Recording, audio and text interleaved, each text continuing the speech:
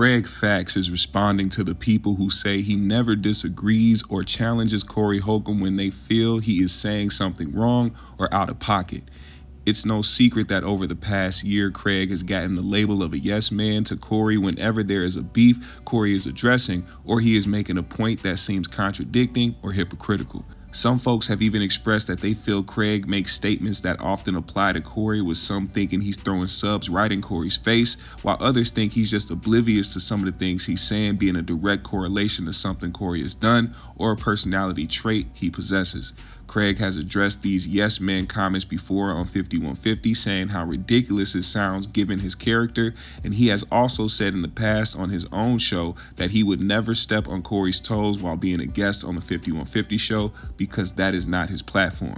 It seems as though he follows one of the 48 laws of power, which is never outshine the master, but also I feel like it's mostly out of respect for Corey and his show.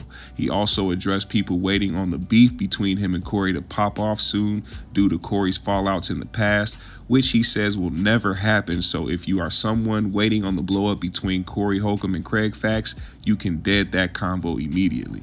Listen to what Kraig had to say about being Corey's yes man right here.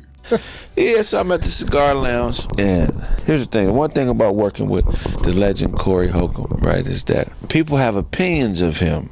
You get what I'm saying? Yeah. Mm-hmm. So sometimes people will approach me with their opinions like I give a f***. You know what I'm saying? Yeah, like, oh, I'm gonna call Corey right now. Or no, not that. It's people who don't know him, don't know me. They just watch the show, and they think that because we don't disagree a lot, that I agree with everything that's being said. Right.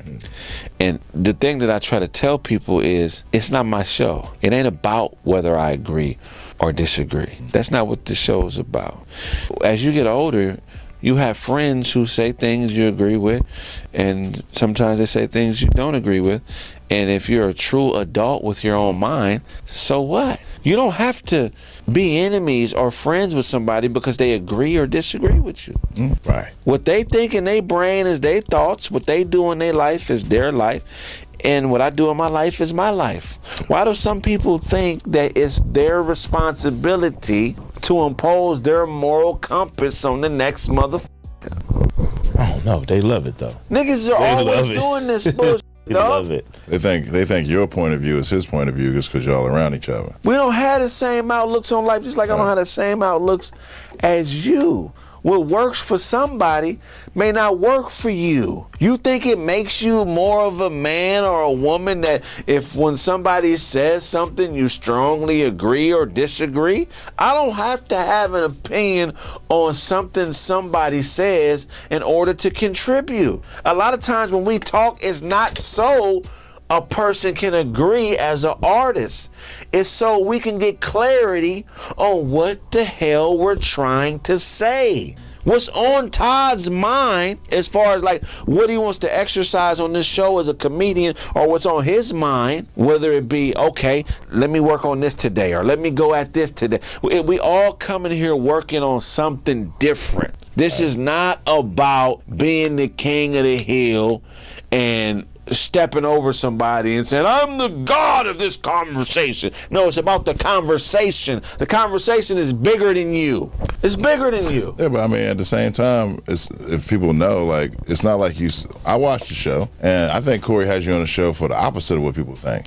Because of your point of view, and it's different from his. Right. Or it would just be him in an echo chamber. I think he knows enough to be like, hey, why would I want to do that? I want somebody that's smart, somebody that can bring something to the show, and they know things that I don't know. Right. Same reason you have me on the show, because I know Shador Sanders ain't good. Oh, You think he's good, you know what I'm saying? Right. But you go, I want a different point of view. I want somebody that actually knows something about football, you know what I'm saying? So that's the same thing with Corey. You bring what you bring to the show, and I think that's what people who say that, they must not watch the show or something. Everybody has a different rhythm, right? So like to life, how they speak, how they think. I've never been the type of person that like, I don't jump on things quickly. Like if I disagree with you, then I just disagree with you. I listen, formulate my opinion. But like some people are like, as soon as they hear something, they're on it. Like, nigga, hell no. You know what I mean? Like that ain't my rhythm. So motherfuckers that have their opinion around me, I don't give a It don't matter to me. Matter of fact, if it's a great opinion on anything, I'm gonna go home and think about it. And if it's something that's can improve me, or maybe has me, maybe I need to think about shit a little bit different, then I'll do that. But I don't hold opinions. Our opinions don't hold me. I forget how that saying goes. I hold opinions. Opinions don't hold me. They be holding me, bro. Don't watch my show looking for justice. Don't watch me on Corey's show looking for justice if you have some questions about the way he thinks or anybody thinks. I'm not here to impose your justice on nobody. I get no victories from beefing with friends. It'll never happen. So it's usually negative. They do When this. people come up to me, it's a little bit of both. But it's just like I made the perfect adaptation being on his show. I adapt differently. I've been guests on a lot of shows. I adapt depending on the show. You get what I'm saying? Yeah. When you go on somebody else's shit, it ain't about you. It's about the conversation. The conversation is always number one, which is why we can show up with nothing most days. Nigga, sometimes we cut on the camera, we don't know what the we gonna talk about, and then we find a pocket, right? Yeah. And people, we've been doing this for years. Some people can't explain it. I got that gift from the 5150 show, where nigga we cut on the camera, and I know when he got something and when he's like figuring it out. So you just adapt. I mean, most of you niggas can't do this, so you'll never understand the fact that you could be around somebody that's talented and just let their gift flow. You think that this is sports, where I gotta make my gift dominate your gift in order for everybody to respect me. Fuck you. So what y'all think about what Kraig Facts had to say? Let me know in the comment section below. Leave a like and subscribe to the GMS show. I'll see y'all later.